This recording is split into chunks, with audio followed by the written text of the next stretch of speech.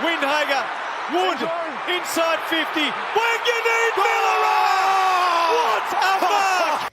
G'day everyone and welcome to the GameDay Squad Aussie Rules Fantasy Show. I'm Pitty and alongside Haz, we are the Fantasy Bros. We've partnered with GameDay Squad to bring you everything you need to know to succeed in GDS Aussie Rules this season, and we're recording this round preview show on Wednesday the 1st of July. Haz, how are you, mate? Well, good, thanks, mate. Mid-season buys are well and truly behind us, and I am so glad they are done. It wasn't the way to end it last weekend, but no doubt we'll touch on that in around the grounds very shortly. But I'm definitely looking forward to having everyone available to select from this week and move forward for the rest of the season. What about yourself? Yeah, good, thanks, mate. And yeah, glad that those buy rounds are over. I reckon most of this season has been buys, to be honest. So it's really good to have that full suite of cards to be picking from. And yeah, we're in school holidays ourselves, mate, which is why we're recording in the afternoon, which is a bit different too. So yeah, it should be good, mate. I'm looking forward to it. And again, just a reminder to all our viewers, just make sure that you've socials there so you don't miss a thing this season. We're on YouTube, Spotify, Apple Podcasts, TikTok, Facebook, and Insta. Just search at FantasyBros AU. And if you're a new coach who hasn't played GameDay Squad before, remember that's not too late to get started. Never is with GameDay Squad. There's always lots of sports going on. We've talked about the women's season, not too far away, mate. And I'm sure once this World Cup's done, football's going to roll around again pretty quick, and we'll be into cricket. There's always lots to do on GameDay Squad. So use that code on screen, FBAR26, and you can get yourself 3 9-player common packs just for doing so. And I should mention too, mate, with the Aussie Rules season, the men's Aussie Rules, don't forget, we've got the finals series, which is basically its whole competition. So I can't wait for that as well. Yeah, very keen. Like you said, there's just so many things you can do on GameDay Squad. Even if Aussie Rules is not for you, there's still plenty of other sports to get involved with. So definitely jump on and get involved now. 100%, mate. Now, let's see, speaking of that round, round 16, let's see how we went around the grounds. How'd you go, mate? Talk us through it. And just hold off firing at John Noble for a second. Let's not talk about him just yet. Talk us through your round. So, as you can see on screen there, 9th in FantasyBros Sunday Showdown was my best result for the weekend. I've gone 8th and 9th 2 weeks in a row. So, kind of feel like I'm getting my form in there in that competition, but I think my form in other comps is slipping away just a little bit. I managed to maintain rank, which is good after having a couple of 40-odd finishes or late 30s for most of my standard competitions. My seasonal rank actually has dropped behind you in Classic now for the first time this season, which I'm not very happy about. So definitely looking to get that spot back. And that puts me in 9th in the seasonal rankings. And I'm 13th in Challenger. So obviously looking to sew up those All-Star cards and then also hopefully a prize card in either Challenger or Classic at the end of the season. But it was actually my pod side in Contender. That was my best team standard competition-wise last week where I came 17th. So, yeah, just a pretty average round across the board. Before we get into my stars and scars, what about yourself? How'd you go? Yeah, not too bad. Like it was looking really grim the weekend right up until lockout lifted. I was really worried and I was struggling.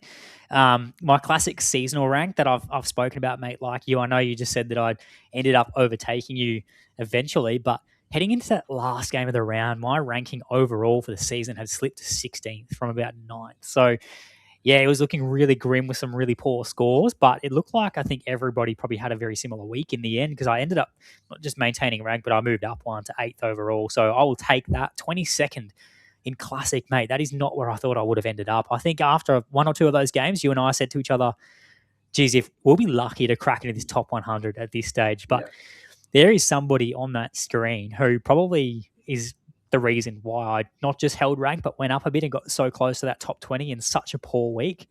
So yeah, I'll take that for sure, mate. But my best performance was actually the special comps. You can see on screen, mate, my screen title this week, Special Comp Specialist. I was 9th in primetime, which is incredible. That's my first ever top 10 finish in primetime this season. I reckon, I've only been in the top 20 once as well, I reckon. So that was incredible, like a great win. I had some awesome pods. I had Diamond Chad Warner.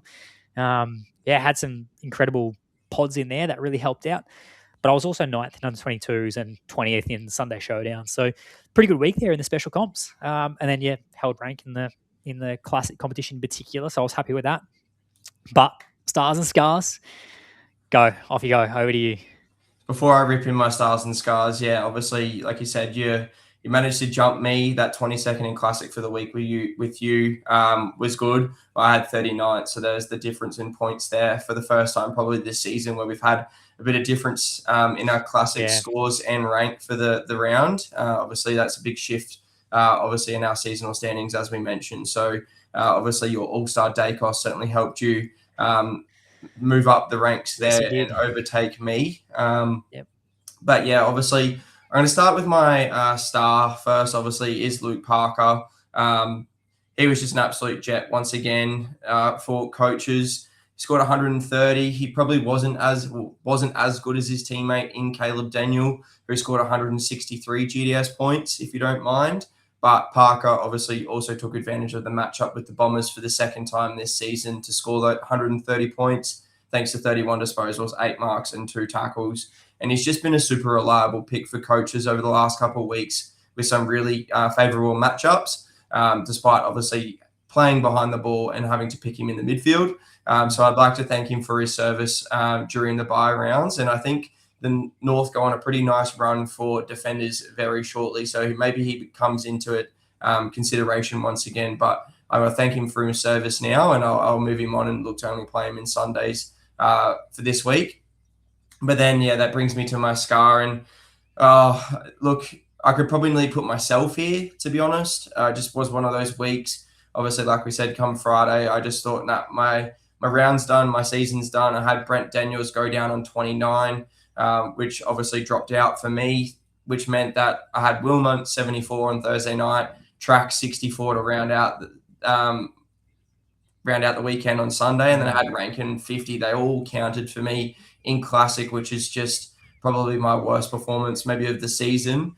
But I'm going to give Wilmot and Rankin maybe the benefit of the doubt because they were dealing with a bit of an injury concern throughout the game. Obviously, Wilmot had a bit of an ankle and Rankin was a bit of a knee/ankle. Obviously, they both returned to the game, but maybe that injury impacted their scoring just a little bit. And then in Track, yes, once again, very disappointing. But he was a pretty popular player amongst coaches. So in an underwhelming forward line, I think you just kind of take it and move on and forget about it. So that means John Noble, second week in a row.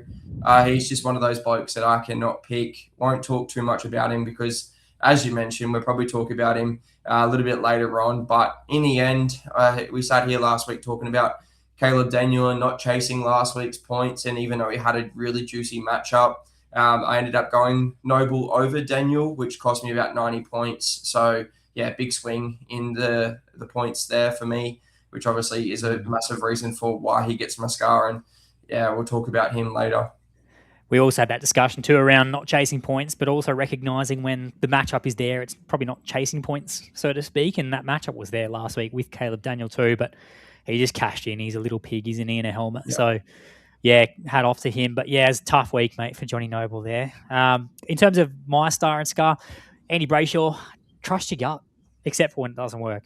But trust your gut, because Andy Brayshaw, I had a feeling all week. I was like, this is an Andy Brayshaw game. This Gold Coast matchup over at Optus, I was on it all week, and I had loaded him up. I put a gold of him in Classic, and so he just absolutely came home with that 151 base points, which is, yeah, massive. So he was a really good point of difference for me that helped me out.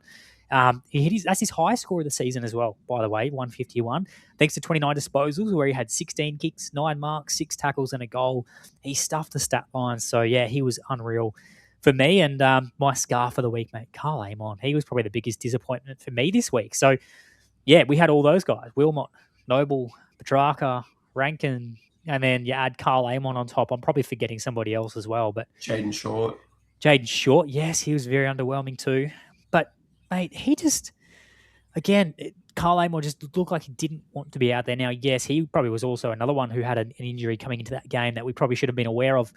But he was struggling, so he came off for a bit. He came back on and just never really looked like he wanted to be part of the game. And it was a good matchup too. Like, it's not the best, but it was fine. And they've been giving up some points recently, the Giants. But, yeah, very, very disappointing. It's just, I'm not touching him this week, but you watch him absolutely rack up now that I said that. Yep. And then an update, GDS Cup as well, mate. GDS Cup kicked off last week. So not the weekend, sorry, that's just been the week before. We both had a bye in week 1 there. So we've just had our first matchup in round 16. Mate, thankfully, given the week that was, I still got away with a win. I was brought up against Mel's of Misfits. Shout out to Mel, the GDS CEO. And I said to her across the weekend, I said, how are you going? Because I'm struggling. And she sent through her side, and mate, she had some unreal points of difference. She played a gold Clayton Oliver. Oh, wow. She had not played Isaac Rankin. Like, it was looking really dangerous. And I said to her, I was like, I reckon you've got me covered this week. But thankfully, the boys pulled through on Sunday, in particular Andy Brayshaw, and I just got up. And I just ticked over the 3,000 mark for my score. So I'll take that. And we move on as well. I can't even remember off the top of my head who I play this week, mate. But into the next week, and yeah, 1 win on the board. How'd you go? Yeah, obviously, like you said, had the bye in week 1 as well. Throughout the week, honestly, I wasn't even thinking about GDS Cup. I just was thinking about my seasonal rank slip away and drop down. And then obviously, checked the emails on Monday and managed to get the win just over do panic trade, sorry. And it was a close victory. So I pipped him by about 60 points in the end. So definitely very lucky there, obviously, with my score under 3,000 points for the week. So, yeah, very lucky to get the one win on the board. And then hopefully we can get a second win this weekend. Yeah, fingers crossed there, mate. And in terms of speaking of this weekend, round 17, here are our really big weekend of footy. How good is it that those buys are done there, mate? I'm so glad that they're finally out of the way and we can get heaps of games of footy in and have that full suite of cards to be picking from. So our Stats Lab primetime fixtures, Thursday, 2nd of July. We have the Cats up against the Lions, and that's at GMHBA, mate. So that's going to be an absolute cracker of a game that I can't wait for. Yeah, 100%. Grand final rematch for the second time this year. Obviously, Geelong kind of shocked Brisbane in the first match up at the Gabba in round 10 this year, where it was a Sean Manor show. Definitely Brisbane will be looking to bounce back after they found some form against the Swans last week. So definitely can't wait for that one.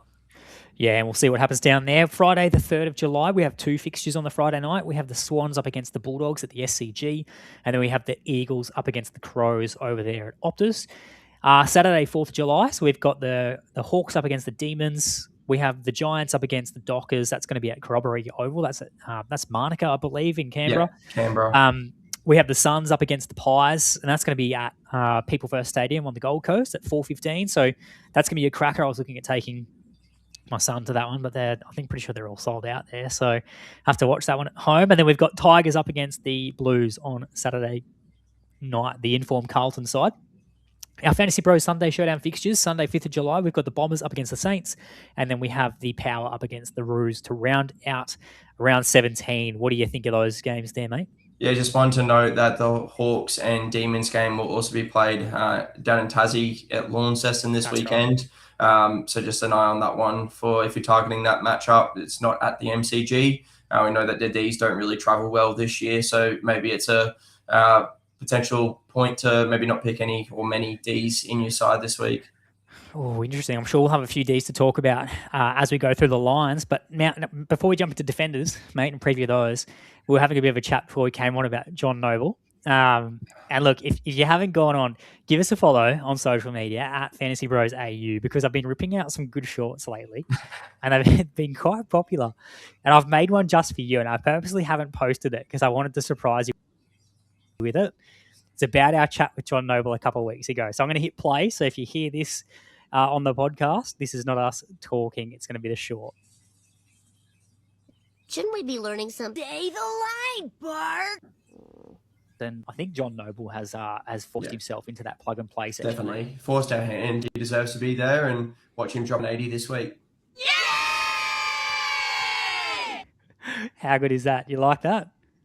Oh, mate, I sat here last week and I spoke about it. I said I called an 80 and he scored 100. So he outscored my prediction, and then here we go. He gets a 73. So it was just a week late. So I was on the money and I just knew it was coming. But he's just someone that like I said earlier, cannot predict at the moment. And obviously up on the screen there, he's one of our options for this round. And I was kind of forced into putting him there. I'll say I didn't really want to put him there. But obviously, I know that he's going to be quite popular once again, despite a little bit of poor form and a bit of a change of role for him.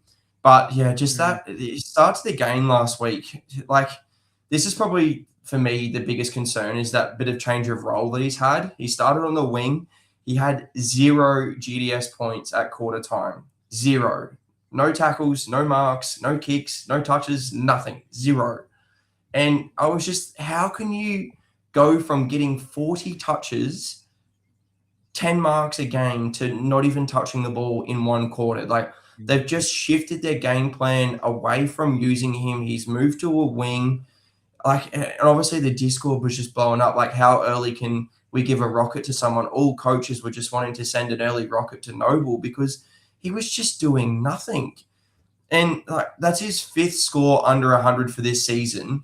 But obviously that 73 is his lowest for the season. He's had 4 scores in the 80s, which shows that when he's not having a day, he is really not having a day. And he can be quite inconsistent.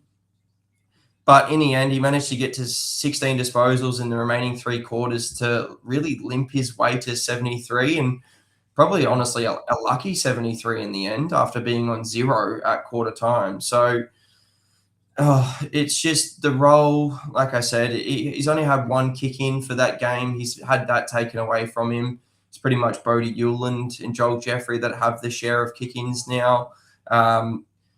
But the reason he has to be on screen this week, it's his revenge game. He comes up against his old side in the Pies, and he scored 138 GDS points last year in the matchup at People's First Stadium, and that was thanks to 30 disposals, 8 marks, and 4 tackles. So it's just hard to potentially avoid him again this week. But obviously, we want him back on that halfback flank, and we don't want him on that wing. I think we spoke about it last week. Dan Rioli being out of the side, I thought would be a positive for him to shift back. But I actually think it was Zeke Hewland that moved to the halfback flank in his place. So that was a bit of a change in role for him. And yeah, Noble was left stranded out in the wing there. I didn't get a chance to watch the second half because I was just filthy at Noble and Petrarca, and I just want to watch the game. So I don't know if that role did change in the second half. It might have. They might have just started using him more on the wing. It's one of the decisions of the week, once again, to play or to avoid. And if you do avoid, you know that you potentially could put a 150 on your head. Well, that's the thing, right? I just want you to picture this. Saturday afternoon, you finish footy, you come and check your phone. If John Noble goes to halfback like that, like just how he's moved from halfback to the wing, they realise, hey, we're actually probably not getting enough out of a John Noble because it's not as if they've made this change and they're winning. They've made this change and they're still struggling. So I think like it's so risky because there's every chance he could end up going back anyway. And then in this matchup, like he could genuinely go 150, like you said. Like, could you imagine not playing him and looking at your phone and just watching, he's on 62 at quarter time? You just know that it's going to be a really tough watch. I just don't. Yeah, well, no, he won't. He can't because mate, Freo are what are they in terms of they're the 4th hardest matchup for opposition kickers. So those defenders, sorry, they're the hardest matchup for opposition mids. Over in the West, you know that you can get isolated on the wing. We don't like targeting that matchup. Like he will not get 0 in a quarter again. Like I think probably forever, to be honest, unless he finds himself in this unique situation again. I think even if he's on the wing against Collingwood, what I've seen with John Noble when he's played on wing is he still finds his way back in that defensive 50 somehow. He still finds his way to get marks and kicks.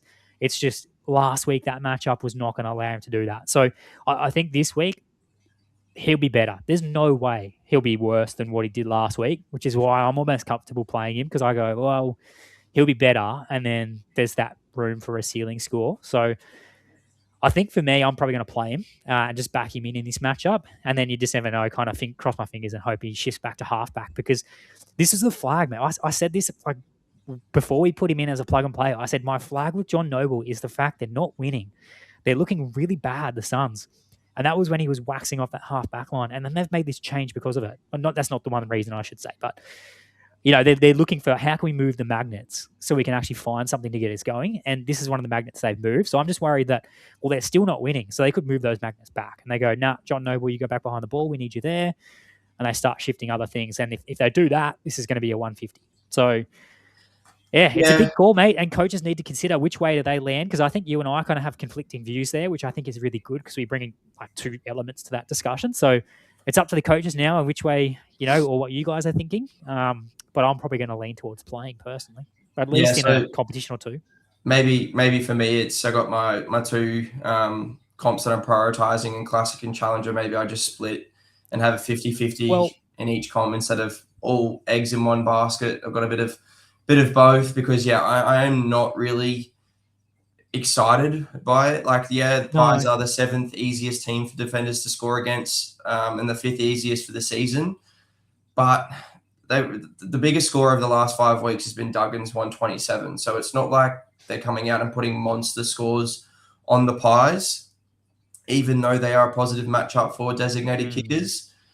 But it's just more that hope and that luck of, does he go back to halfback? Like we've seen him start on the wing 2 weeks in a row. And yes, we know that it could change in an instant and it could change mid-game. He could start on the wing and then he just flips. But even for midfielders, mate, like they're a good matchup for midfielders. Like I think there'll be marks and kicks available. I think there'll be points available. And I think, is John Noble the sort of person who in this game against Collingwood will want to be just cruising around out there? Like, I don't think there's a world where that happens. I think that he'll want to be in and amongst it, hands on the footy as much as possible, and he'll be working as hard as he can, particularly after a down week last week. This is one my gut's telling me I should be playing a John Noble. But I think if you're not, you're basically going the role sucks. And that's why. And I think that's a very fair reason. I'm probably keen to give him one more in this matchup. All right, fair enough. Well, I think some others that are genuine options, and I think probably don't need to talk about Callum Wilkie too much because I think he's just nearly a lock this week. No Sinclair means more responsibility. When Sinclair went down in round 15 before their bye, Wilkie really took over and took control of that back line. Obviously, with Naz, he scored 142 GDS points thanks to 26 disposals, which were 19 kicks and 14 marks. And that's despite having 0 kick-ins. So, you know that he can put an absolute ceiling on his day and you can have those double-digit mark games at will. So Bombers are the easiest matchup for opposition defenders over the last 5 weeks. They've allowed scores of 163 to Caleb Daniel, 130 to Luke Parker, 120 to Trent Rivers, 111 to Jake Bowie. There's just points galore. And that's just over the last 2 weeks. So this has the potential to be another Wilkie ceiling game, especially if he can get those easy junk time points at the end of the game if the Saints are well and truly on top and fresh after their bye. But obviously the one concern for me potentially, and this is just an if or my gut feel, we can see that he's a bit vulnerable to some attention from defensive forwards over the last couple of weeks. We saw that Pat Voss, James, who else has done a job on him? Pat Voss. Lewis on as well. Will Lewis did one for Bulldogs, kinda, and there was someone else in there as well. But if we've seen that Ben Mackay has moved forward of recent weeks for the Bombers, and obviously we know that he is a defender by trade, so potentially Ben Mackay tries to maybe go to Callum Wilkie, but I am backing in Callum Wilkie's class. I think he's head and shoulders above the quality of player that Ben Mackay is. So even if that does happen, and that's my one small concern, I'm just still going to play him regardless. I think he gives you 110 floor easily this week. Yeah, and then it's the room for the ceiling too. It's the 150 plus. On the other end, I think you're crazy not to be considering him if you haven't looked at him just yet. He's one that I sort of locked in really quickly for those reasons you mentioned. But the kicking data interests me. 0 kick-ins for him. So looking at that round 15 matchup against the Dogs, it was Wang who had 6, Bradley Hill who had 4, and then a Jack Silvani took the 1. So interesting that's that little shift we've seen back there. And Bradley Hill could be one we're talking about later on as well, mate. Definitely. 100%. terms of those other picks as well, Josh Dacos, I think he's a pretty good pick this week. He's had 137 GDS points last week, and that's 3 weeks in a row. He's gone over 120 points. So he's putting a really nice run together, and I think it probably coincides with the matchups that they've had too. They've had some pretty good matchups in that time, and he's one that seems to go well.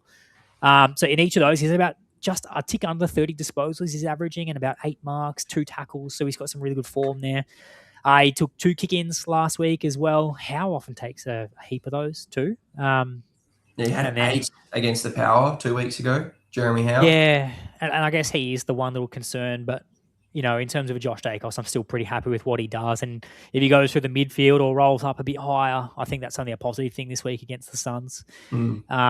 And we've seen some good scores there too. But in terms of the Suns themselves, they're his 4th favourite team to score against through his career. And last season, you'll remember this, he had that 154 GDS point game next to 32 disposals, 4 marks, 2 goals, and 7 tackles in that best on ground performance. But I'm pretty sure that he moved into the midfield in either the second half, or was it just the last quarter?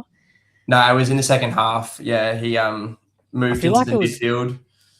Was it the one quarter in particular where he went really massive, or was it just the whole second half? It was pretty much just the third quarter. He really put the Pies on his back and said, follow me. Had the 41% CBAs in that second half after having pretty much none in the first.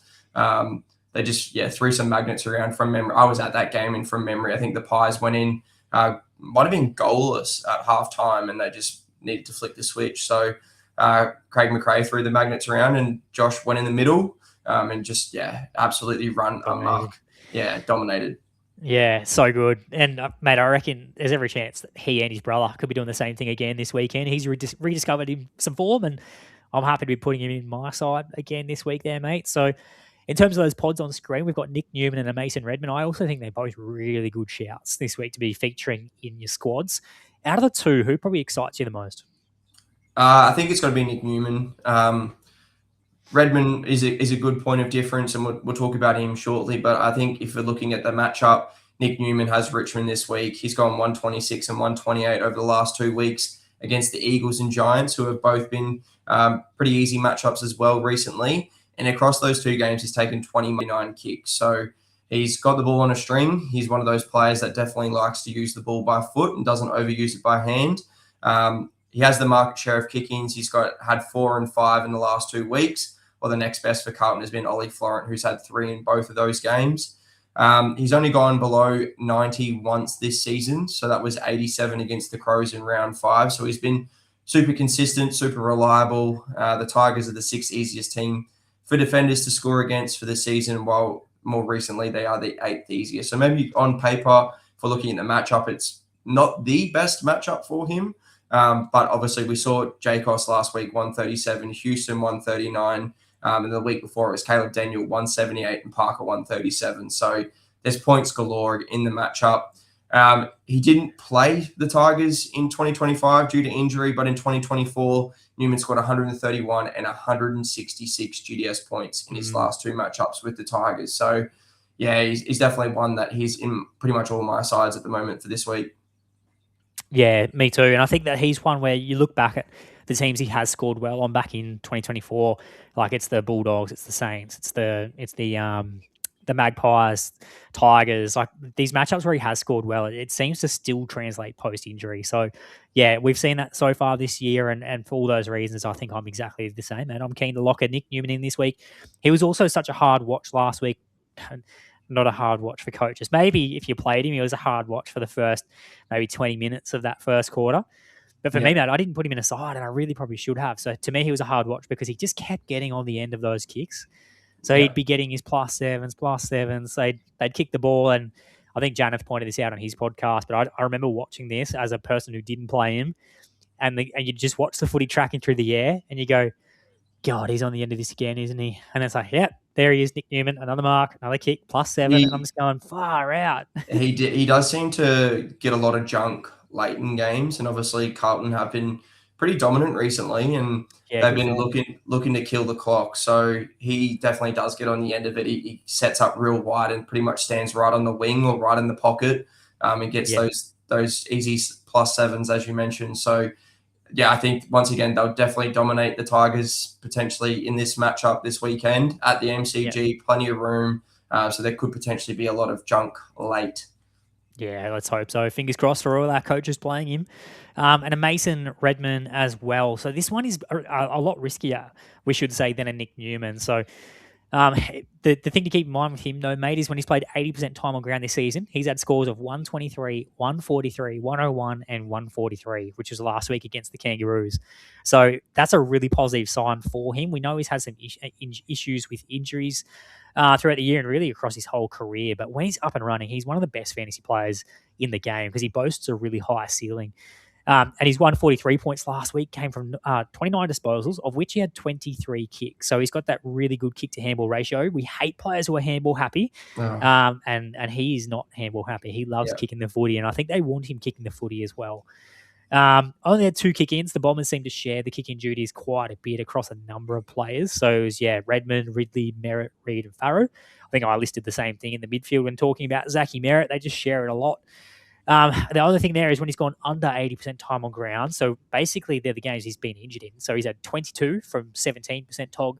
He had a 90 from 70% TOG, 52 from 73%, and a 69 from 71%. So really, mate, if he can get over that 80% time on ground mark, he should be a good matchup. But the Saints, they're the third best matchup for opposition defenders. So this is one you should be playing him in if you're ever going to do so in a standard comp.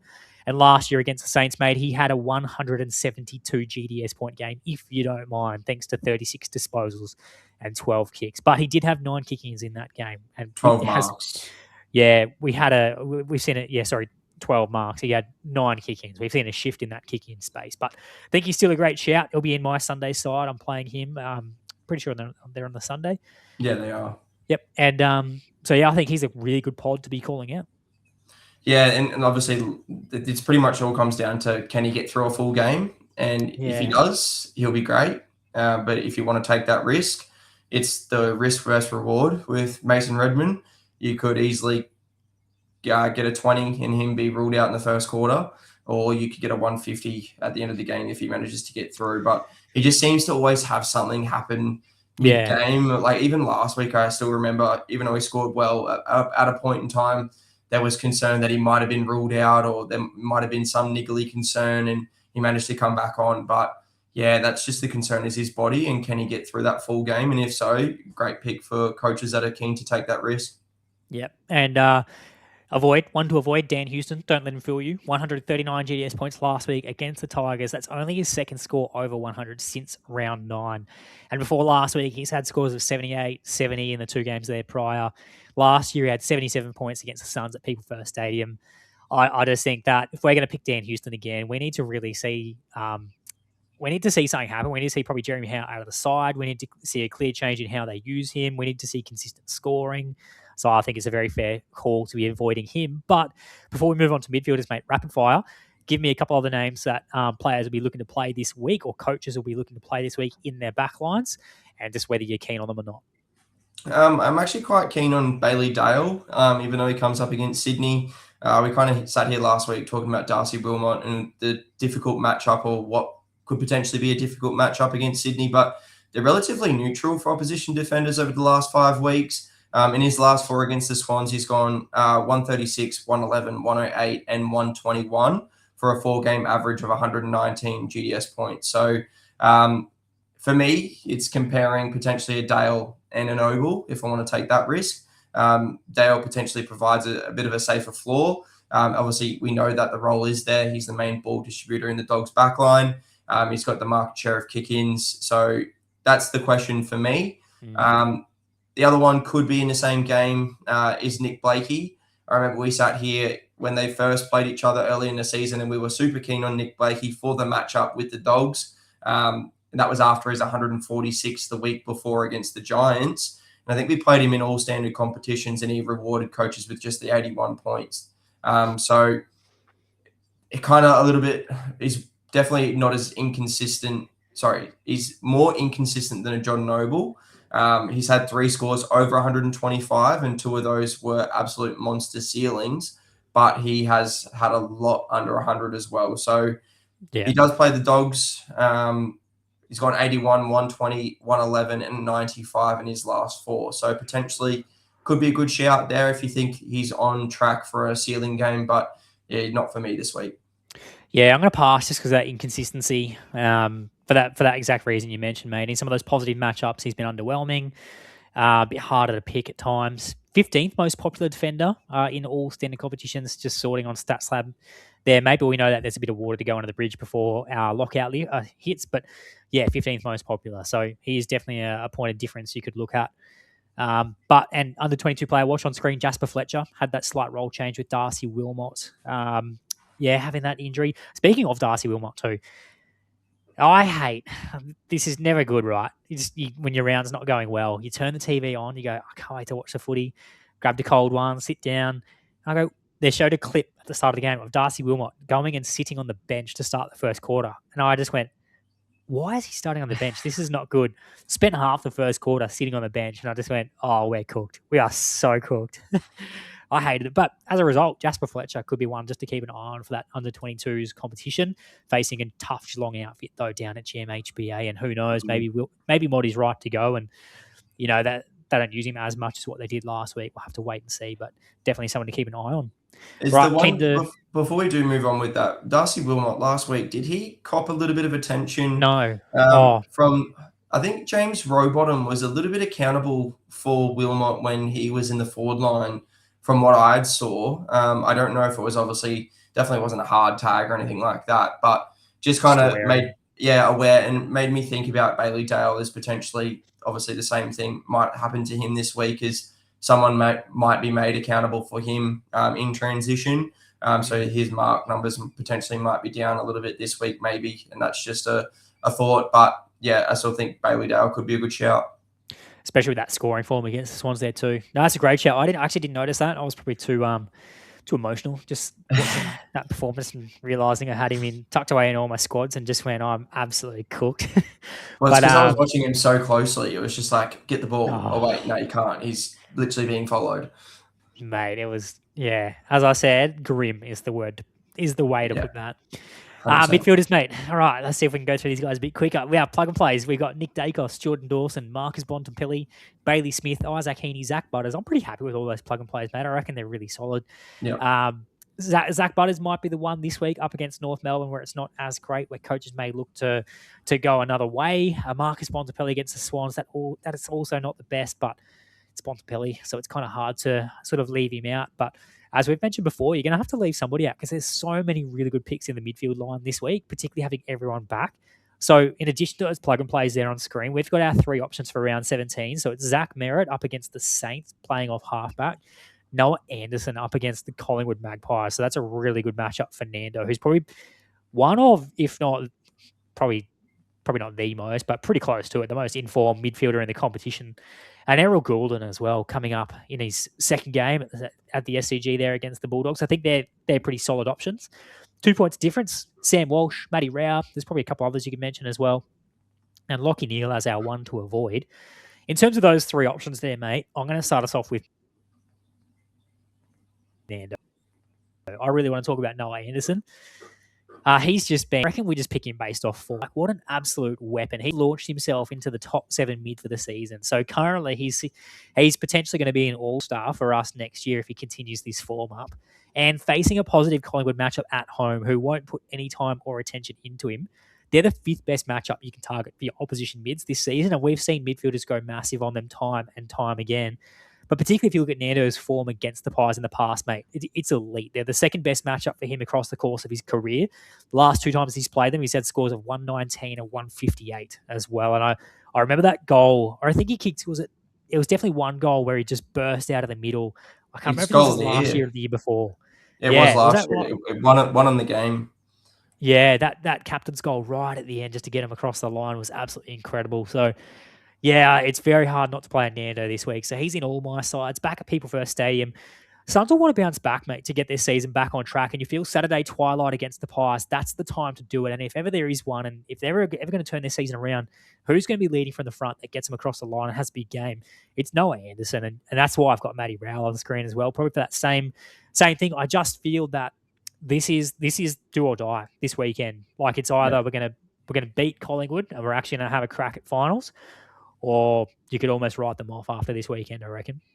Yeah, no, great shout. I think you pretty much summed it up. And with one of your first bits of information there is just play him on form, really. It's hard to ignore someone that's pumping out 120 plus consistently with a ceiling as well. So, yeah, definitely Looks plugging good too. into my sides this week because, like you said, he's not going to cop any attention from the Pies midfield. So, yeah, love it. Yeah, it should be good. A great game, actually. I reckon just two midfields just go head to head. Like that's kind of the way both coaches like to play it. So that's why I'm kind of looking at a few players in this game for that reason. I just feel like this will be one of the highest scoring games for the weekend. And yeah, I can't wait to watch that, mate. So where to next? Are you happy with the Zach Merritt? Yeah, I think it's pretty hard to ignore a Zach Merritt this week. Obviously, we just talked about Mason Redmond in the back line for the matchup with St Kilda, and obviously we know Merritt is playing off that halfback flank. Currently, they're the third best matchup for opposition defenders for the season. We talked about it last week. We'd expected maybe Merritt to get some attention from either a Finn O'Sullivan or a Jai Simpkin. Which obviously, as you mentioned, could be potential for Zach Butters this week if you are looking to play him. But he still managed to get 115, which, like, obviously, when we're looking at our midfielders, is probably okay. It's average, but obviously he did get some attention in a quite restrictive matchup. Obviously, North are pretty good at not giving up points. In saying that too, mate, I didn't mention this when we did our round review, but my lowest score in the midfield was Jordan Dawson's 126. That was my lowest score in the midfield. Everyone else was 130s, 140s, higher. Like, it was an incredible week for my midfield, or just midfields alone. I think a lot of coaches have been in a similar position. So 115, yes, it's not the worst score, but it's unders where you wanted to be last week. Yeah, and that's probably right. But obviously, in the role, we know that he can go 140 plus quite easily. And he did have Finn O'Sullivan following him around. So obviously, it was nowhere near as bad as that score earlier in the season. So coaches that would have played him, I think I threw him in Challenger just because I didn't want to not have a piece of him somewhere. Probably still be happy with that 115 and see that score tick over 100. And obviously, the main thing is that role still continued. Caldwell and Parrish came back into the side last week, and Merritt didn't go anywhere near the midfield. It was pretty much just predominantly Nick Bryan, Durham, Parrish, Setterfield, and Dyson Sharp in that midfield. And then obviously as well, Blackerson as a backup ruck, Roby and Caldwell went through at times. So they want Merritt at halfback. They're trying to give these younger blokes a go in the midfield. They're giving them more time. They're looking towards the future. Obviously, there's still speculation around Merritt's future at the club, whether he's going to be there next season or not.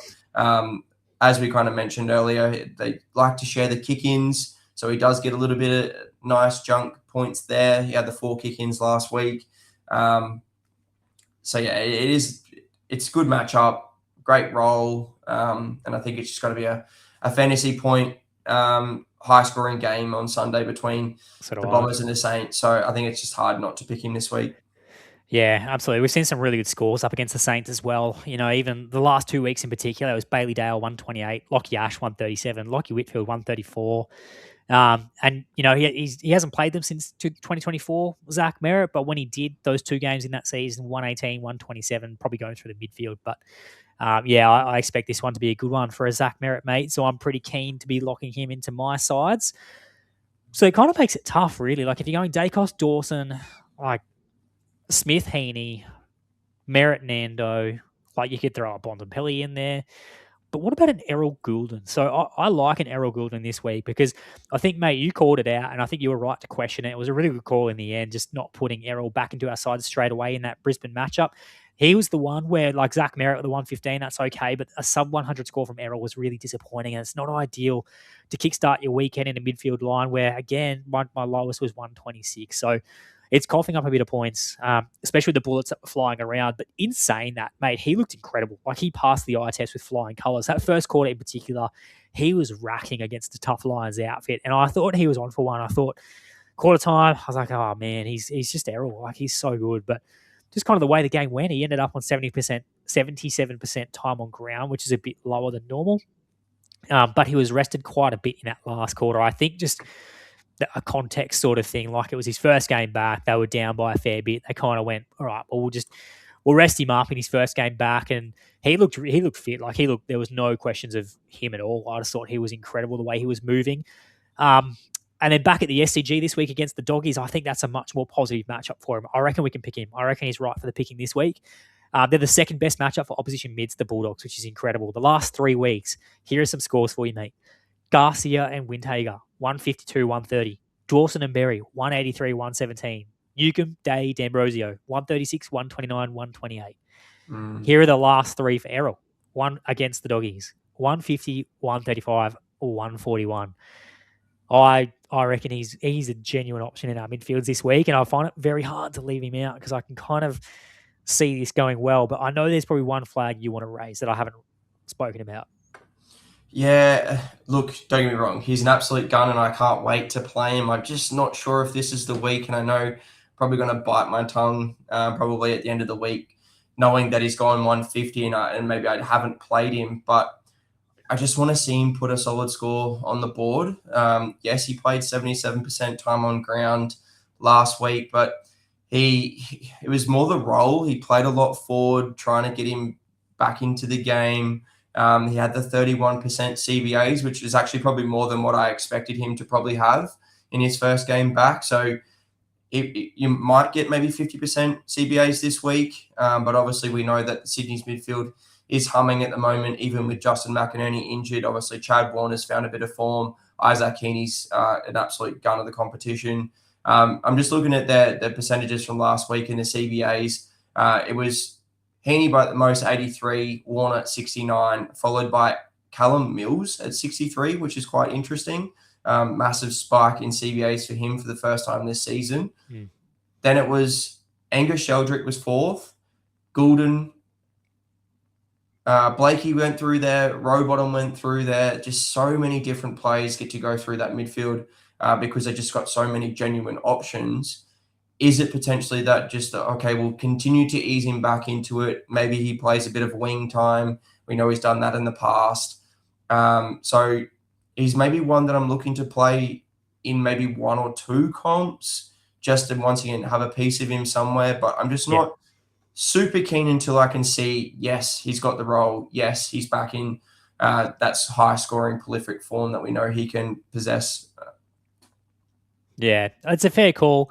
I'm happy to go off what I saw last week, and I think we were kissed a little bit there, mate, in terms of what, Errol not going bigger. I felt that he looked so good. We obviously want him up on the wing or in the midfield a bit more, but I think for Errol, I'm happy to back in the player. And I think that at worst this week, I don't see him going under 120. I think even around that 120 mark, I would take. Maybe his role clips that ceiling. He's not going to go the 140, 150. Yeah. Maybe a 120 is what he might give you. But I'm pretty keen to take that with the possibility of a little bit more, given how good he is. And I think that's for me. Obviously, we've talked about it already. You've got to leave someone out. So it's for me, and I know for you probably, you're leaving out probably a Bontempelli at the moment based on the matchup. But to me, it screams potentially a Bont game as well. I know it's at the SCG, but the Bulldogs need to win. And obviously, the skipper's going to be forefront. I don't see him getting attention from anybody. James Jordan might try and maybe go with him around the ground, but obviously, it's the Bont. They went to Ed Richards last time, didn't he? Exactly. So there's other people. Bailey Dowell could also get some attention somewhere. So it's just hard for me to potentially leave out a Bont. Yes, you're playing Dacos, Dawson, Smith, Heaney. So there's 5. Anderson and Merritt, we've already said a lock. So it's, are you playing a Goulden over a Bontempelli where you know what the Bont's role is going to be? And for me, the answer is no, because I just know what you're going to get until I see a little bit more from Goulden. But like I said, come the end of the week, I'll probably bite my tongue because he's probably going to prove me wrong. But I think that's just where I stand at the moment. Yeah, and that's a very fair point. Hey, I'm having to make that same decision in my comps. So if you're not going to go either of those, a couple of points of difference, we'll go through these guys pretty quick too. Sam Walsh, I reckon you can look at a Sam Walsh this week. I think you can't not look at a Blue this week in that matchup against the Tigers. They leak points everywhere, particularly to mids. It's the 3rd best matchup for the season. A bit more neutral recently.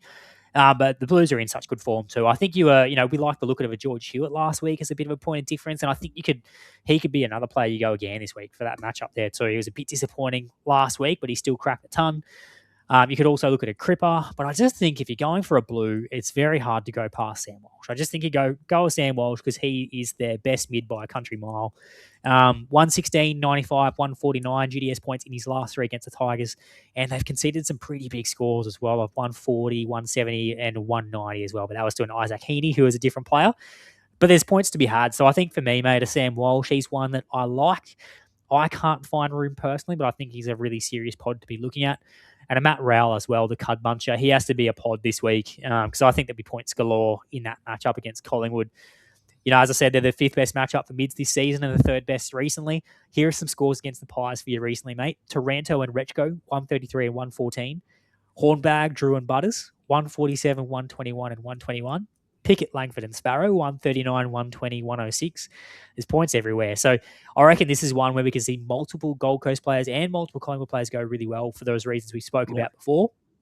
And the thing is, Rowell has a really good history against the Pies. He hit a massive 171 last year at home against the Pies. That was one of his biggest scores, I reckon, for the season. Yeah, I think he based that on big tackle numbers from memory, being at that game. He did. I think his whole season was like that, though. I think that really was the form that he was in. And that was probably the next thing I had there, mate. That little flag I've got for him is that his form is not the form he had last year in his Brownlow year. So, like, the thing that I'd be picking him for this week is that matchup and the fact that he has hit a 147 in round 11. So that ceiling hasn't gone away. That ceiling is still there hidden somewhere. And I think if you're going to pick him, it's on a week like this. So 91, 114, 116, 86. They're his last 4 games. It's not great. No. But again, it's a point of difference for a reason. I think that there is a ceiling hidden there. And this could be the week where it pops up in a fixture that he really likes in a game that I think there could be a lot of points in. Yeah, I don't mind the Sam Walsh out. Obviously, the matchup with the Tigers is, like you said, hard to ignore. You could pretty much pick any one of those Blues midfielders, like you mentioned, is maybe a point of difference this week if you're chasing those points. Rowell, for me, yeah, not yet. Once again, I think you just need to see more consistency before you look to play him. Yeah, he did hit that 147, but the scores after that have been pretty inconsistent. I think the way he's playing this year, I'm not sure there's going to be consistency. And that's the thing. Like, I don't think you can pick him knowing that there's going to be some inconsistent scores there when you've got others that are pumping out 120 plus consistently week in, week out, regardless of the matchup. Yeah. But can I just say he's one of our 2025 All-Stars. Like, there's coaches out there who have a Matty Rowell All-Star 100%. Card. There's diamonds, obviously. You know, we've obviously got competitions we're all prioritizing maybe for a seasonal ranking, but there's a few other competitions where maybe you're not. Maybe you're going for that weekly one. And I reckon if you're going, if you got a pod comp, I don't mind Matt Rowell this week. It's a bit of a shout. Yeah, so just quickly, I wanted to look at that score of 171 because obviously I was there. And so he had 32 disposals, 13 tackles, only the 1 mark, 2 goals, and he had 7 frees 4. So, yeah, I just definitely don't see him in that kind of form at the moment. No, he's absolutely not. One to avoid as well, mate. I only have 4 points for Lockie Neal. 1 is that he could go all right. 2, there's a risk of a tag. 3, it's down in Geelong. 4, it's a no from me, given other matchups. Do you agree or disagree? Yeah, look, the same thing could be said for Will Ashcroft as well. You just don't really know, and we'll maybe have this chat later on as well when it comes to Zach Bailey. So I don't really know where the attention's going to go from Geelong and some of the players.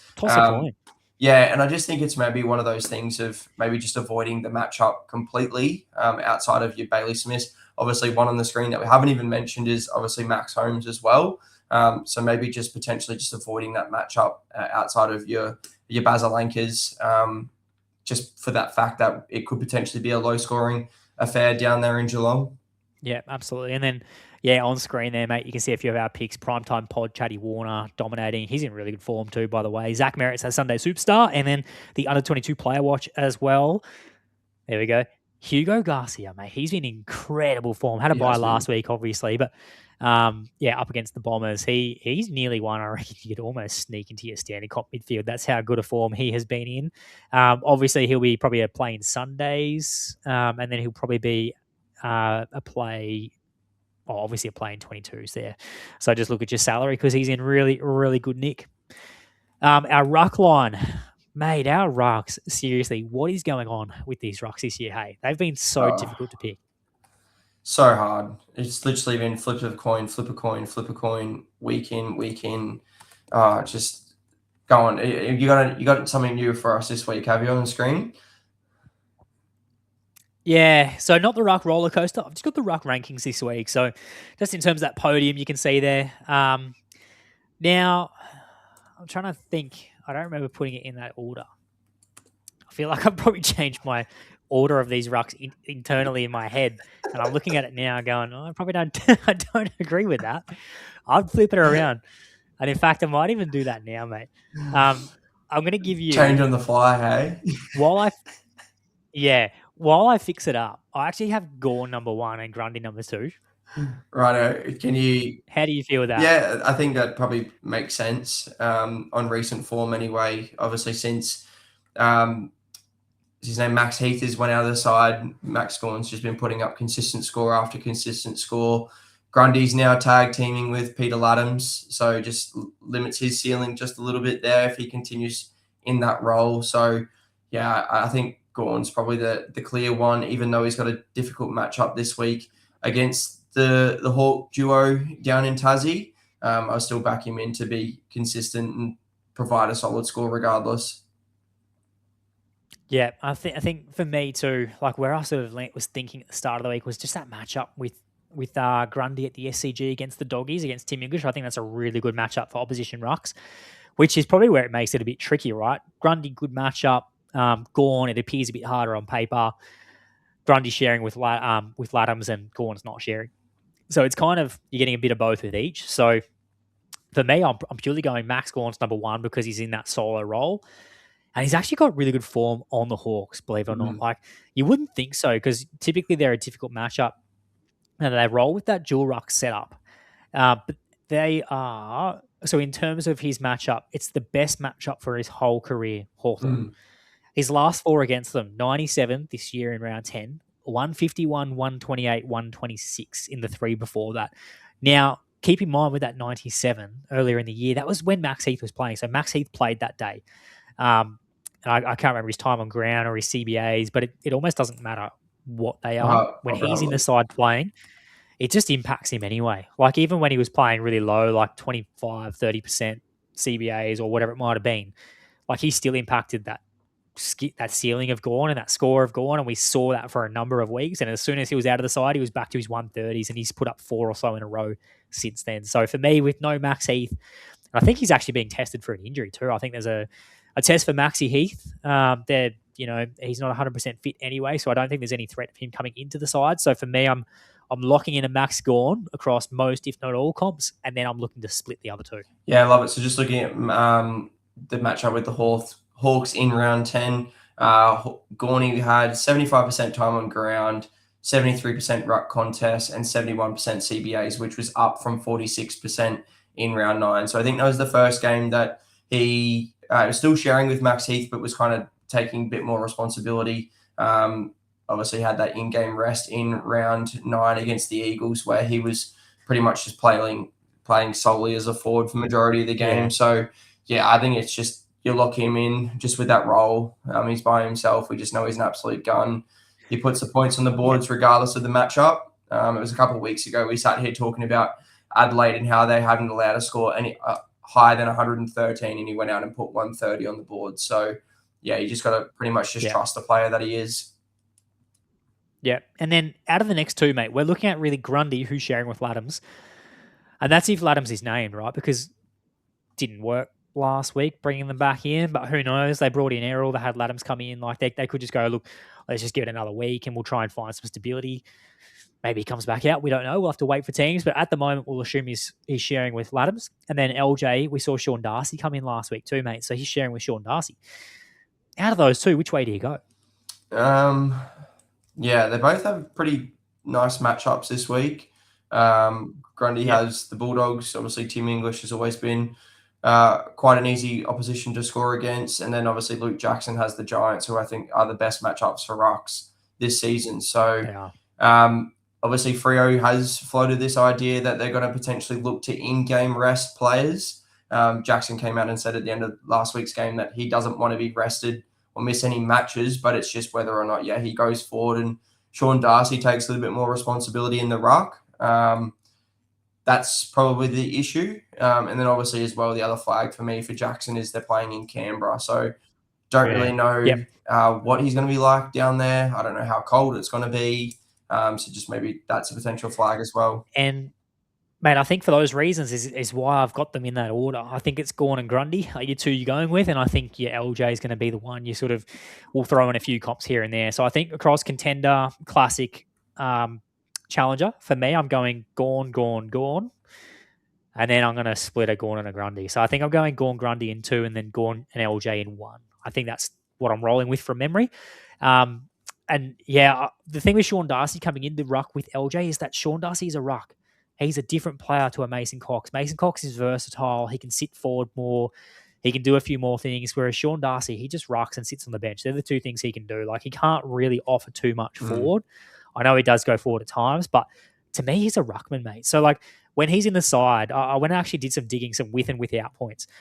With Sean Darcy in the side, Luke Jackson averages 99 fantasy points. With Sean Darcy out of the side, he averages 110. Like, there is a clear difference in his fantasy output when Sean Darcy's in and out. And I think with Sean Darcy in, I'm just not looking at him in one of those main competitions unless, if this game had been back at Optus, and let's say Grundy was maybe playing someone else or elsewhere, I'd probably then look at an LJ a bit more seriously. But for me, that's just my thing where I'm looking at there. So we saw with Sean Darcy coming back in, this is how it impacted LJ. He had 67% CBAs, which is down from 75%. He had 55% ruck contests, down from 70%. And he had 70% TOG, down from 80%. Is that a Sean Darcy factor? I think yes. Is there an element of maybe he got rested a little bit last week as well? Maybe. If you actually go back, it kind of matches up. If he was to be rested last week, everything was higher the week before that. The week before that one, it was lower. The week before that one, it was higher. So it kind of follows a bit of a trend. So if you're following that trend, those numbers should be up again this week. But obviously, Sean Darcy's the factor that doesn't account for. So, yeah, I just think there's a few more question marks for me around an LJ, and I'm keen to go for a Brodie Grundy as well. But I think not a bad shout in some. Yeah, some of those, particularly got his all. Yeah, 100%. Some of those scores against the Giants this year, obviously mentioned that they're a nice matchup for rucks. Saw Gawn go 134, Bailey Williams 154, Big X 159, Grundy 135. So if Jackson does have the potential to be, I guess, not the sole ruck, we know someone's going to be there with him, but take back, I guess, the mantle and have that really predominance in the CBAs, then obviously there could be a score to be had. We know that he put an absolute monster on 2 weeks ago. So could potentially be a scary fade. But I think especially if Peter Laddams doesn't get named in the side this week for the matchup against the Dogs, and maybe a Hayden McLean comes in and does a bit of backup as what they've done for pretty much the full season so far, I think I'll be definitely leaning to Grundy. But yeah, Jackson, maybe like you said, just splitting across competitions. Yeah, sounds good. Just in terms of Brodie Grundy as well, we won't talk too much more about our rucks there, mate, but I just think that 91 against the Lions last week in what's been the worst matchup for his career, it's a notoriously difficult matchup for rucks in a sharing role. That 91 is higher than what I thought it was going to be. So hats off to the ruck pig, mate. That's actually a good score in that matchup. Back at the SCG, the Bulldogs are his second favourite matchup across the course of his career, and we know how good they are just in general for rucks. So in terms of that, these are the scores he's had recently against them. 130 earlier this season in round 7, 157 in round 16 last year, 117 and 129 before that. That's a 133 game average across those 4 games. So that form alone, I think you pick him, and obviously just know that Laddams there, that's going to clip that ceiling a bit. So yeah, I think I'm probably just keen to go that way personally. Keep an eye on team lists. 100%, absolutely. All right, on the screen, you want to talk about a pod? We put a little short out. You mentioned that you're enjoying your creation of shorts recently. You put one out there about the TDK news and how it might impact Rowan Marshall. Is he someone that could we play this week? Maybe not this week. I don't think this week. I think this week they're up against the Bombers. They haven't been a great matchup for rucks. There's a question around Romar's shoulder as well. Apparently there's a test for that. We saw he hurt his AC in that last game before the bye. So he might just be a watch this week. If you want to go real spicy, maybe you can play him in your R2 over those boys, Grundy and Jackson, because you know he's going to be solo ruck. It also might depend on teams too. Like, we're just going to make sure they don't bring anybody else in as well. But I just think with TDK out, we have to look and have to have an eye on a Rowan Marshall. So keep him in mind, play him in Sunday, but just, it's a month without TDK. So that's a pretty extended period of time. Yeah, love it. All right, mate, forwards, what are we doing? Let's talk about Track because he's still in our plug and plays. Why have you not taken him out? Before we talk about Track, I will talk about someone that has been added to the plug and plays list, and I think he deserves to be there, and that's Jordan De Goey. He's just been absolute incredible the last 6 to 8 weeks now. So definitely think he belongs in there. I think you're picking him regardless of the matchups. He's got the role, 100%. he's got the form, his body's holding up, he's impacting the scoreboard. He just looks absolutely unreal. And I actually put salary on him last week, which was a great decision in what was a pretty crappy week otherwise. So, yeah, he deserves to be in that plug and plays there alongside Harry Shees and Cozzy Pickett. But, yeah, Christian Petrarca, I think we kind of mentioned it last week, and I think this is the official final warning that he's getting from us to be in the plug and plays this week. He's on watch after that 64 points last week. Obviously, that had coaches pretty frustrated across all competitions. His CBAs have dropped from 70% in round 14 down to 50% last week. So it's a pretty significant drop. He is playing more forward. Now, I know last week that Nick Holman did play a little bit in the midfield to try and tag, I think it was Caleb Sarong. So that meant that someone had to shift out of that midfield, and it was Petrarca to start the game anyway. But more so, he's also been getting attention from the opposition if anyone's looking to shut down probably their most influential player, knowing that it is Christian Petrarca because he can get forward and impact the scoreboard. So I don't think he'll get any attention this week from the Pies, who are allowing the 5th most points to opposition mids for the season and the 3rd most over the last 5 weeks, as we've just mentioned about Nando and Matt Rao being genuine options in our midfield. If he pushes forward, once again, he should always find a way to sneak a goal, maybe or two. And they're allowing the 6th most points to opposition forwards over the last 5 weeks, and that's the Pies. So I think he deserves to be there one more week because of the matchup. But if he fails to score over 100, then maybe we need to reconsider that moving into next week. Yeah, it's a great shout. I think this one here, I've struggled to pick forwards in general. Like, I get really confused each week with which way I want to go. I feel like there's always so many options and there's just less like slam dunk picks or less certain picks. So I think for me, I'm happy to back in a Christian Petrarca to bounce back. A bit like John Noble. There is not a universe that exists where he will be as bad as what he was last week. Like that matchup against Freo at Optus, I'm telling you now, he won't be. Like, I actually feel like he bounces back this week. That's my gut feel. It's not going to be maybe what it was at the start of the season when that role was there, but I think it'll be for our forward line. Comparatively, I think it'll be a good score. So I'm happy to roll him again this week. But yeah, he's got that on screen. Petrarca, this is your official rocket. Time to lift. Otherwise, we're going to flick you out of the plug and plays. After that there, mate, in terms of our options on screen, we've got Brad Hill, Isaac Rankin, Zach Bailey. I'm going to start us off with the Brad Hill, and I'll go really quick. I think he was locked in pretty quickly for my side this week. He's been the beneficiary, or he was at least in that game before their bye in round 15, where he moved to halfback. And that was his highest score of the season, 140 GDS points, thanks to 37 disposals, if you don't mind. 24 of those were kicks, 4 marks and a tackle. That mark number actually was quite surprising that it wasn't as high as what it probably has been in the past when he's played on the wing. But like you said, I think it sort of suggests that he's getting more of those handball receives in that transition out of the back line. So maybe that's it there, but he also took 4 kick-ins, which is the second most behind Naz. So if he's taking kick-ins, mate, and he's playing off halfback as a forward in a really good matchup there against the Bombers, I think like he's almost a player you can't go against this week in the forward line. I agree. Obviously, he's our Sunday superstar there, and I wouldn't begrudge anyone playing a diamond of him in Sunday as their Sunday superstar this week, because I think the matchup's there, the role's there. Obviously, we saw that last week, or not last week, their last game in round 15. His last 2 scores, so he's only had 2 scores under 90 GDS points for the season. So he's been super consistent. So yeah, maybe even in standard competitions, you might think about adding some salary onto him. But I definitely think he should be very popular amongst coaches this week. Absolutely, he will. And then Isaac Rankin, what do you think, mate, after last week? We saw he was struggling in that game in the showdown.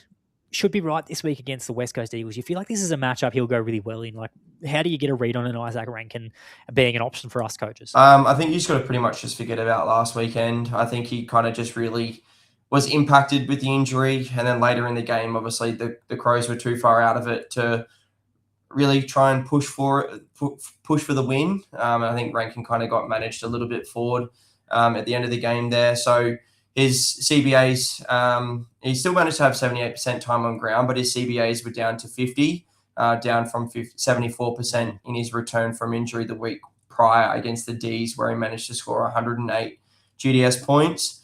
So I think he's been named to play, which obviously suggests that he's fit, ready to go. The Eagles are the 4th easiest team to score against for the season and the 6th easiest over the last 5 weeks for opposition midfielders, because that's where he's going to be playing. He's got predominantly midfield. He's the second most CBAs for the Crows. They're also the 2nd easiest team for opposition forwards to score against over the last 5 weeks, suggesting that regardless of maybe Rankin's role, even if he does push forward, he should still have access to points. So I've locked him into my sides pretty quickly. I'm just looking to forget about last week. Yeah, I like it. The thing there with me, do you remember when he played the Tigers and he went 190 on them? That ceiling in the forward line, it's hard to ignore. You're obviously not expecting 190 every week. No. But to have that ceiling to roam around the ground, playing at Optus, bigger stadium. Last time he played there against the Eagles, he scored 131. Then that was 107 in the matchup before that. So, yeah, I think it's hard to ignore. Cool, yeah. All right, lock him away. Zach Bailey. You go first. Talk to me about Zach Bailey, and then I'll give you my thoughts. So this is someone that, in discussion with you, obviously, earlier in the week, initially I was pretty keen. 123 GDS points last week against the Swans, made it back-to-back 120-point performances. And as we've mentioned, in our forward line, you'd absolutely take that every day of the week. But last week, he had 29% CBAs, which was down from 42% against the Tigers before their bye. He's shown elite consistency in our forward line, only 3 scores under 90 for the season. It's currently the 3rd highest averaging forward behind Shees and Cozzy. But obviously, as we've mentioned a couple of times, that they are playing down at GMHBA. It could potentially be a low-scoring fantasy game. The Cats are a slightly negative matchup for opposition forwards to score against so far this season. They are the 7th hardest. And if we're looking at over the last 5 weeks, they are the 4th hardest for opposition forwards to score against. So to me, that's probably the one flag, is the matchup might not be there for him. But then you look at the scores recently against the Cats and you say, well, it probably is there for him. They are the 5th favorite opposition. Sorry, they are his 5th favorite team to score against for his career. He scored 94 against them in round 10 this season, and that was followed by that, obviously, 149 in the grand final last year, which could have nearly been 200 if he kicked straight. And then before that, 96, 82, 101, 96 for a 6-game average of 103.2. So if you look at maybe the average itself, 103, you take that in the forward line every week if he's able to put that out there. But does that potentially make him a bit of a target for Chris Scott to maybe shut down and nullify that influence on the game, because he is that dynamic midfielder that can get forward, impact the scoreboard, and really break the game open? Just don't really know where the cards are going to fall. Just maybe looking to maybe steer clear of the matchup, but I also think that if he doesn't get attention, he should be fine. Yeah, and this is the one for me, right? I reckon in those scores where you have 94, 149, and then before that he had 96, 82, 101, 97. I reckon you take the 149 out. I reckon you almost can't look at the grand final. I reckon that's just an anomaly given the way that game went, even though he was so good in the first half when the game was on the line. So I just reckon that score's not going to be there. And if he's been that good against the Cats, what do the Cats do when they come up against a player who has torched them on a couple of occasions? Yeah.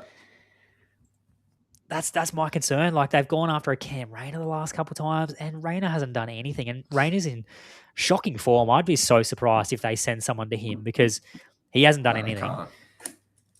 can't.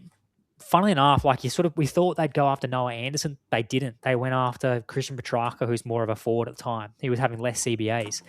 That's a bit like a Zach Bailey. Like, I could just see this game where you would pick him not thinking that he's going to get attention, like we did at Petrarca, and they go to him because he's torched them in the past. So for me, it's not that I'm not keen on him.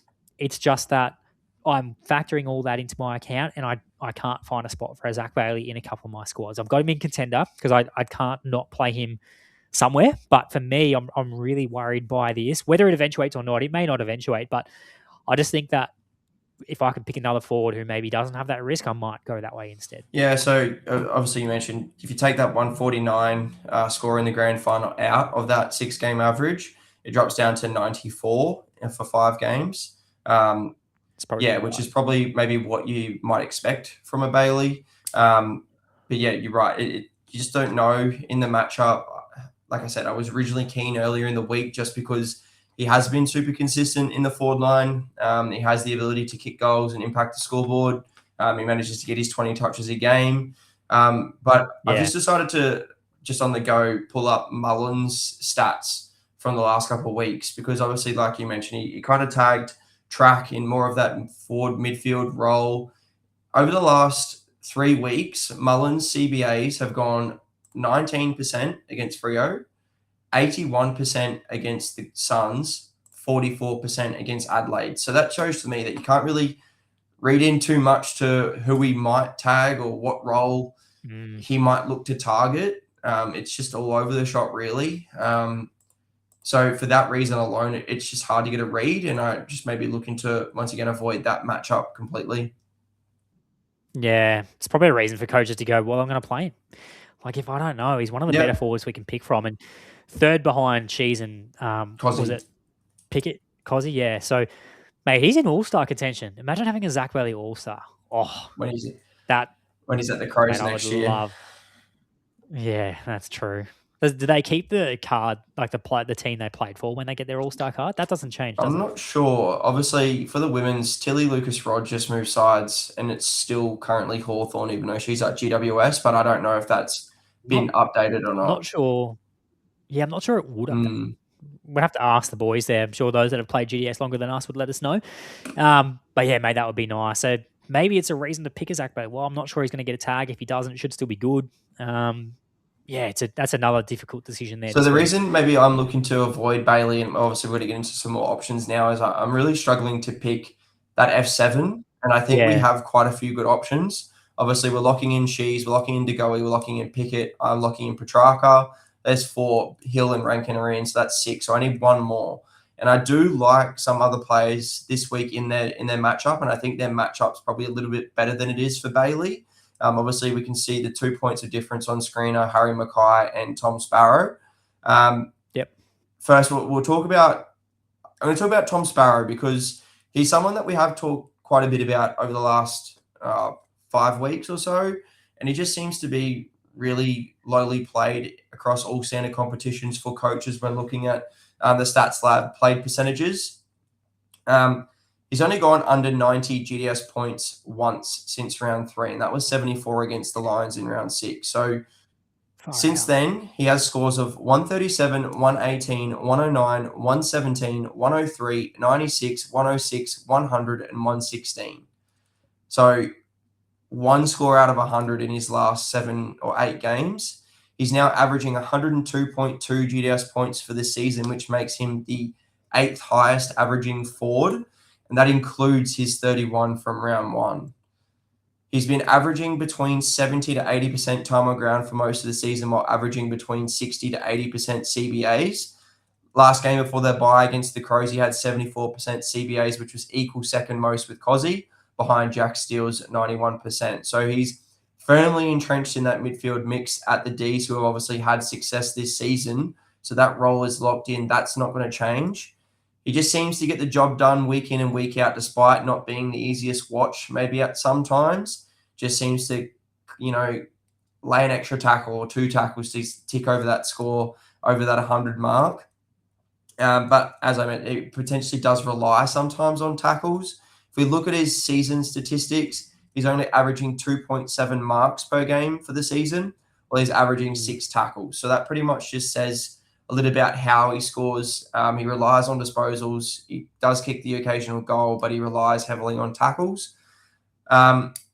Initially, I wasn't too keen on the matchup because they are facing the Hawks in Launceston this week, and they are the Hawks are the 6th hardest matchup for opposition mids to score against for the season and the 2nd hardest over the last 5 weeks. But in saying that, Sparrow did manage to score 117 in their matchup in round 10 at the MCG. Before that, before this role, last year and the year before, he's gone scores of 93, 67, and 100. So I think in our forward line, when we talk about inconsistencies, does someone get attention? Yeah. Sparrow's definitely not getting attention in the D's midfield. He's been super reliable. He's scoring consistently. He's got the role. It's hard to ignore someone like that. It is. And I feel like the Hawks matchup, I know the data's not great. You just read it out before, but I don't know. I feel like recently it hasn't been as hard for midfielders to score against them as what it typically has been.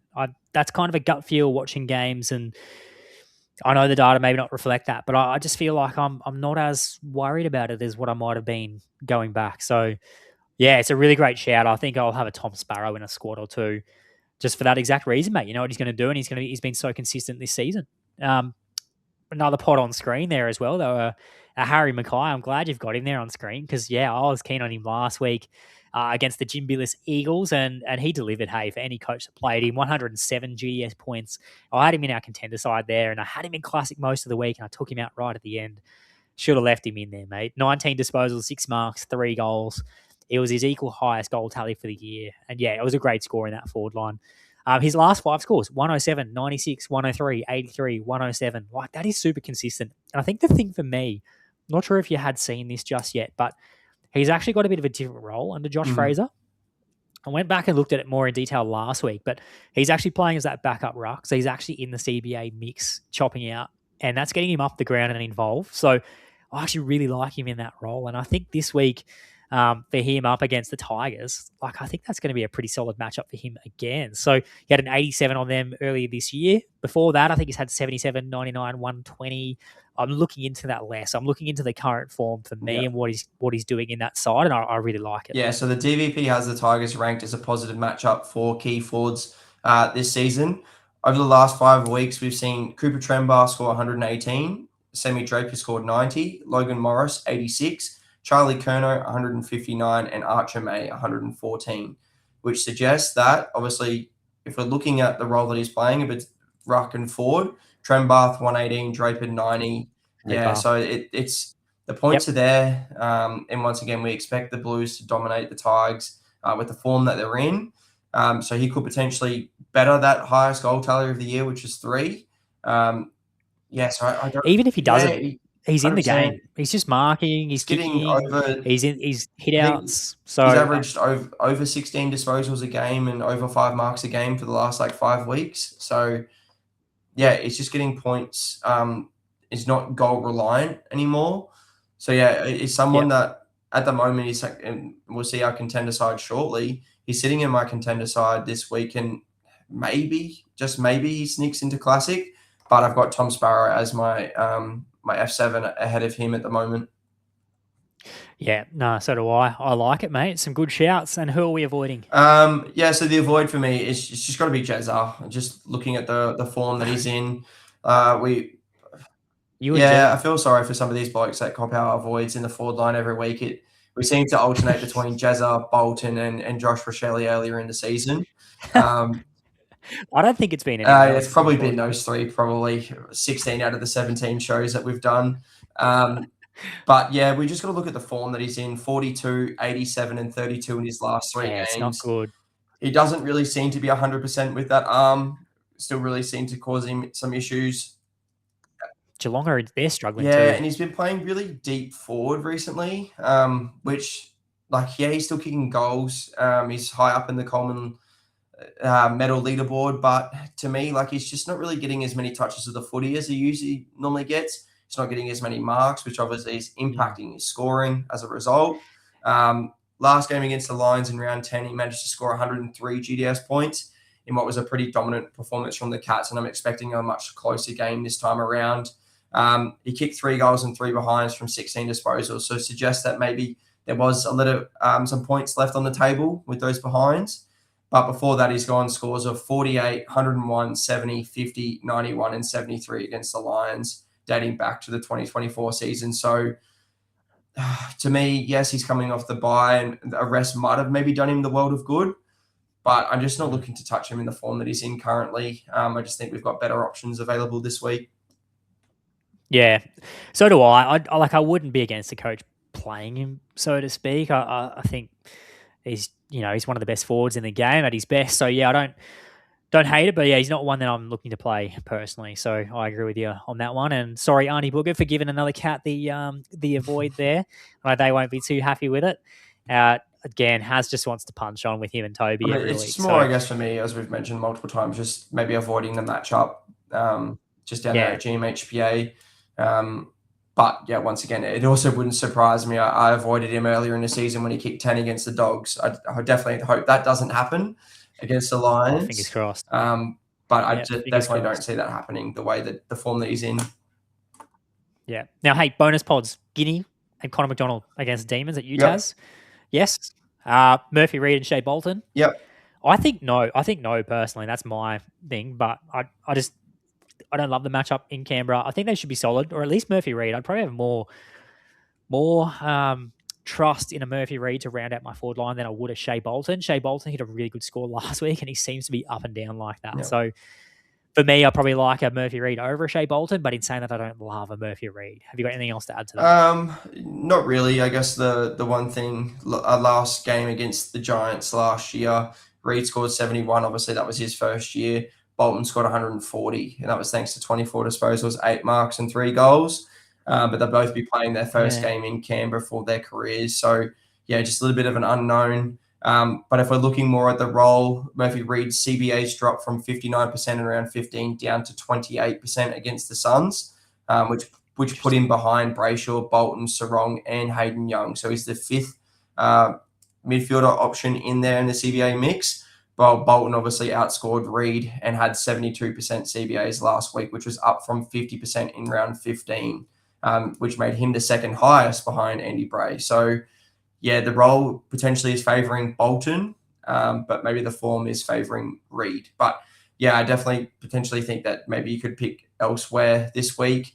Just going back to the Hawks boys, Ginnivan and McDonald, the D's are the 7th easiest team for the opposition forwards to score against over the last 5 weeks, while they are the 2nd easiest for the season for opposition forwards to score against. So I don't mind those 2 picks this week, and they're both in some pretty decent form. Guinea coming off a season high 136 last week, and C-Mac 105. So don't mind those 2 if you're looking to go there. Yeah, there's just so many options, hey. Like I've got Darcy Wilson as well. He's someone who I'd be keen to play in a comp. Max Hall, yeah. I'm probably going a Darcy Wilson first over a Max Hall because I feel like Darcy Wilson's been scoring like in that role, and I feel like Max Hall's CBAs have kind of dropped a little bit, and he gave us that 88 before the bye, mate, and I remember that. And yeah, for some reason when a player does that, I don't love going back to them, but he should be really good in this matchup, and as should Darcy Wilson, who I really like as a bit of a spicy pod if you want to go someone there and elevate one of the under-22s to a standing comp. Yeah, love it. All right, consensus team build. Actually, that's not our consensus team build. Whoops, I should have put our contender teams on there. You can see there, has your team on the left, mate, my team on the right. I think we've got lots of similarities, but you're going a Bailey Dale in your contender side. And we've both got a Mason Redmond, interestingly enough, in that back line there. And we both have a Nick Newman as well. So the 2 pods we had on screen for the defender line, we both have. Yeah, I don't have a Whitfield in there. I've only got one of his bronzes, and that's currently sitting in my classic side. I definitely would have him in there, probably over a Dale. Obviously looking to play Redmond as a bit of a pod in my contender side, just for that sake of that competition. Yep. Both have our gold wangs as well. Love a gold wang. And then And then in the midfield, as you can see, pretty standard there, mate. But for me, I've got Errol Goulden in there. I'm pretty sure I've got Errol in Classic and Contender, and then I'm going a Bontempelli in Challenger as well. I'm finding it really hard to leave a mid out. So, yeah, there's just lots of really good picks this week. And as you can see on screen, you've got your Bontempelli there. Who am I leaving out? I can't even work it. I'm leaving out Anderson. So, yeah, I've gone Goulden over Anderson in Contender. Oh. That's also because I've only got the one bronze, and currently that's sitting in Classic. Yeah, so that's fair. Only a bronze in Classic? Currently, I think, from memory. Yeah, interesting. Okay. And then Gordon Grundy in the ruck for me with a Gordon LJ for you. So I'm pretty sure I'm going to play an LJ in Challenger, I think. Can't remember. I've got him somewhere. Yeah. And then in our forward line there, well, I think we've got our standard picks there, mate. They're looking very similar, that forward line. But yeah, both have a Harry Mackay as well. We both like a Harry Mackay for Contender. I don't have him anywhere else. It's just in Contender. I think you're the same with that. Zach Bailey's that's the only place I've got him at the moment in Contender. And then what's our You've got Brad Hill and I've got Connor McDonald. Oh, and you've got a Once again, that comes back down to cards. Brad Hill's in my Classic side. Yep. Very nice. Okay. I like it, mate. And big shout out to the Stats Lab for all the support they give us this season. And as you can see on screen, Brodown Showdown for round 16 has got the win. 5-8. He brings it back. Comeback is on. Carl Amon. Yeah, no, I think it's gone past you, mate. Carl Amon over Moddy. Ashcroft over Will Day. Meek for me over Briggsy. And then Zach Bailey for me over Brent Daniels for you, mate. So it went down 2-2, and Will Ashcroft had that high score of 155. So you get the win. You get the packs. We'll have a quick look now and see who gets the row. All right. Can you see it on screen? I can, yes. Perfect. All right, I'm going to hit spin. We've got Mian, Reese MB31, and Silver Pigeon. Who is it going to be? Oh, it looks like Silver Pigeon. There we go. Our GDS Cup champ for 2026, Silver Pigeon. All right, Haz is going to rip those packs there for you, mate. All right. We'll figure out what row we're going to give him to. Can we see looking at a Mason Redmond, are you? My screen? Yes, there you go. You can see my screen. Yeah, I was looking at Redmond earlier. All right, you got a common all-star pack. Let's see what we've got.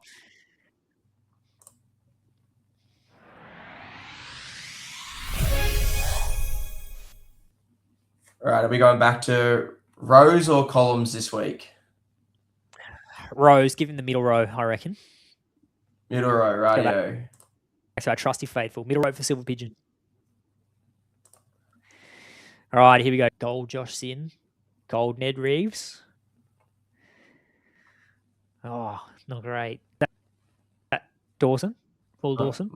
Yeah, Will Dawson. Not great. All right, do you want top or bottom? I don't think I get one. I think you get it. I'm happy to take one. Then. No, never mind. I want that big going straight into. I want the top row. No. I'll have the top row. Oh, no, mate. No. Oh. I actually don't think I've got a Sam Cumming card, so that's great. I'll definitely be plugging that into my 22 side. I'm not sure I can say that joke on a podcast. I'll tell you the joke I had after. All right, and then we've got Hoffman, Campbell Gray, and a Will Day. Yeah, handy, nice. Yeah. Cumming was the highlight in that pack. He was. And then, mate, we'll jump back. Episode before a big round 17. That's Alrighty, it. so big our next round round showdown. Here we go, standard edition, except instead of the ruck, we have a pod for you. So in the back line, you have Nick Newman against my Cal Wilkie. In the midfield, it's your Zach Merritt against my Noah Anderson. In the forward line, you have Isaac Rankin against my Brad Hill. And then as our point of difference, it's your Mason Redmond against my Darcy Wilson. So interestingly enough, you'll see it's 2 Bombers for Haz and 3 Saints for me. So we're really loading up on that matchup. Get your comments in the chat as well on YouTube and leave a comment. Who is it going to be taking out Brodown Showdown for round 17? Is it going to be Haz? Is it going to be Pitty? And you can get yourself some cards that you can win next week on our live stream, mate. And just before we do as well, make sure you use that code on screen, FBAR26, and give us a follow on all socials at Fantasy Bros AU and check out some of those shorts we've been putting out. And next week, mate, round 18 preview coming to you on Wednesday, 8th of July. It's our second week of school holidays up here. Hopefully similar time again. And, mate, I wish you all the best for round 17. I wish all our viewers the best for round 17 as well and the third round of the Cup, really. Yeah, perfect. Sounds good. Yeah, best of luck, everyone, and have a great weekend. Thanks, everyone. Bye. Thanks for tuning in to another episode by the Fantasy Bros. If you want to show your support, don't forget to like, subscribe, and share this show on YouTube, Spotify, and Apple Podcast. Also, make sure you check us out on TikTok, Instagram, and Facebook. Just search @FantasyBros AU.